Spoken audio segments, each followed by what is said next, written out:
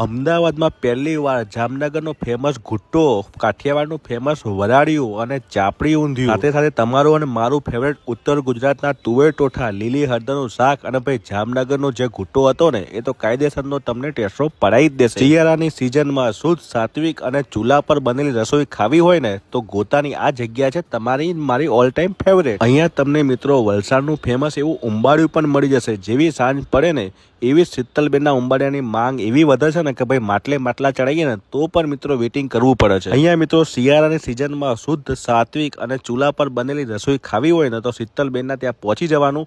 ઉંબાડિયાનો test તો મિત્રો લાજવાબ હતો, સાથે સાથે ચૂલા પર બનેલા કઢી ખીચડી તો આહાહાહા કાયદેસર બોસ ટેસ્ટો પડી જશે। સાથે સાથે ચૂલા પર બનેલા બાજરી અને મકાઈના રોટલા તો ભાઈ વાત જ જવા દે। અહીંયા તમને પંજાબી, ચાઇનીઝ અને સાઉથ ઇન્ડિયન પણ મળી જશે। લોકેશનની વાત કરું તો વેસ્ટર્ન પ્રાઇમની બાજુમાં ગોતા, તો રાના જોતા ફટાફટ પહોંચી જ જજો।